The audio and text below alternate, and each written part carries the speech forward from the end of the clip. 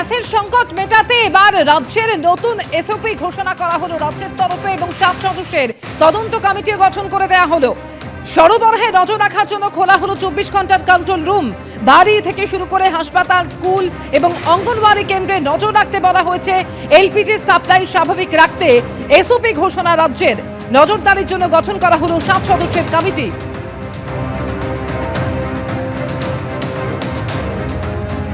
যেভাবে গ্যাসের সংকট দেখা দিয়েছে, শহর থেকে শুরু করে জেলা সর্বত্র এর প্রভাব পড়েছে।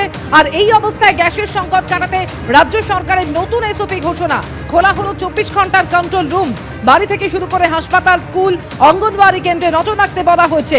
নজরদারির জন্য গঠন করা হলো 7 সদস্যের তদন্ত কমিটি।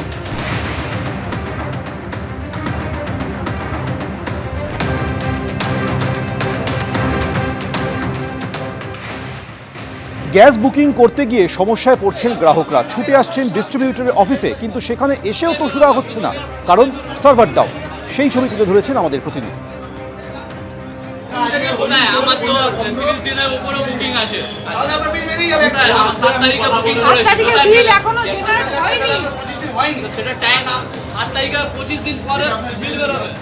গ্যাস বুকিং করতে গিয়ে গ্রাহকেরা নানা সমস্যার মধ্যে পড়ছেন এবং সেই সমস্যা নিয়ে ছুটে আসছেন একেবারে ডিস্ট্রিবিউটরের অফিসে।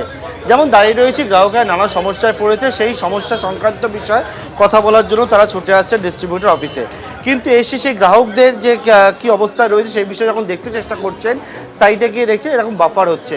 এবং আমি কথা বলে নেব যে মূলত এই যে পেজ খুলে আপনি অনেকক্ষণ ধরে, দীর্ঘক্ষণ ধরে ড্যাশবোর্ড খুলে বসে রয়েছেন, আর সেখানে কি দেখতে পাচ্ছেন? পুরো পেজ তো সাদা। হ্যাঁ, পুরো পেজ তো অ্যাকচুয়ালি সার্ভার এরকমভাবেই চলছে। আগামী 2-3 মানে লাস্ট 2-3 ডেজ ধরে এরকমই চলছে।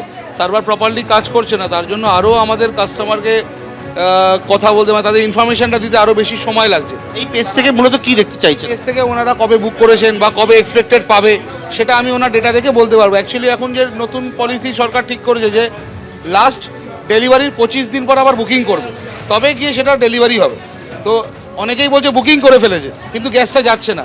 এবার আমাদেরকে চেক করে দেখতে হচ্ছে যে লাস্ট ডেলিভারি উনি কবে পেয়েছে, তারপর ওনার ইনভয়েস। সেইটা যখন চেক করবেন মানে ওনার যে গ্রাহকের যে কনজিউমার নাম্বার, সেই কনজিউমার নাম্বার দিয়ে চেক হবে। কিন্তু ওনারা যখন এই সাইটে যাচ্ছেন সেই সাইটটা আবার ক্র্যাশ করে রয়েছে।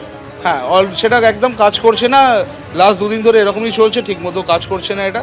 আর কাস্টমারদের আর একটা প্রবলেম হচ্ছে এটা বুকিংয়ে। কাস্টমার বুকিং করতে চাইছে কিন্তু বুকিং করতে পারছে না। এর জন্য আরও একটা হিউজ ক্রাউড বা একটা প্যানিক লোকের মধ্যে সৃষ্টি হচ্ছে যে আমার গ্যাসটা বুক হচ্ছে না। তখন তারা দৌড়ে গ্যাস অফিসেই যাচ্ছে, কেন বুক হচ্ছে না। বুকিংটা হচ্ছে না এই কারণে যে একসাথে এত লোক, কোটি কোটি লোক যখন সার্ভারের উপর বুকিং করার চেষ্টা করছে, তখন সেটা আর এই লোডটা নিতে পারছে না। তার জন্য বুকিংয়ের সমস্যা হচ্ছে। অনেক সময় আমি নিজের ক্ষেত্রেই বলছি, আমি রাত্রির 11টার পরে বুকিং করেছি, আমার বুকিং হয়ে গেছে।